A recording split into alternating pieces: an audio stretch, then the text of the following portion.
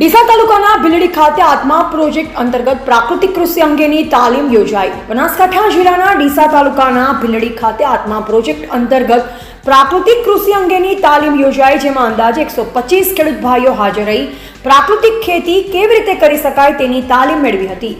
રાજ્યપાલ શ્રી આચાર્ય દેવવ્રતજીની પ્રેરણાથી અને રાજ્યના મુખ્યમંત્રી શ્રી ભૂપેન્દ્રભાઈ પટેલના માર્ગદર્શન હેઠળ પ્રાકૃતિક કૃષિ અંગે રાજ્યમાં નોંધપાત્ર કામગીરી થઈ રહી છે, જે અંતર્ગત રાજ્યમાં દિન પ્રતિદિન પ્રાકૃતિક ખેતીનો વ્યાપ વધી રહ્યો છે।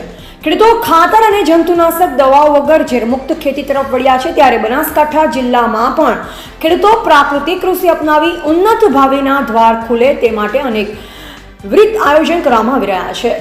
જનવ્ય બનાસકાંઠા જિલ્લામાં ગુજરાત પ્રાકૃતિક કૃષિ વિકાસ બોર્ડ, આત્મા ખેતીવાડી અને બાગાયત ખાતાના સંયુક્ત પ્રયાસના ભાગરૂપે ક્લસ્ટર બેઝ તાલીમનું આયોજન કરવામાં આવી રહ્યું છે। બનાસકાંઠા જિલ્લામાં ચાલુ વર્ષમાં ડીસા તાલુકાના આદર્શ હાઈસ્કૂલ ભીલડી ખાતે જૈન સમાજના આદરણીય શ્રી જ્ઞાન રક્ષિત મહારાજ સાહેબ તેમજ જિલ્લાના પ્રોજેક્ટ ડાયરેક્ટર શ્રી આત્મા એચ.જે. જિંદલની વિશેષ ઉપસ્થિતિમાં પ્રાકૃતિક કૃષિ તાલીમનું આયોજન કરવામાં આવ્યું।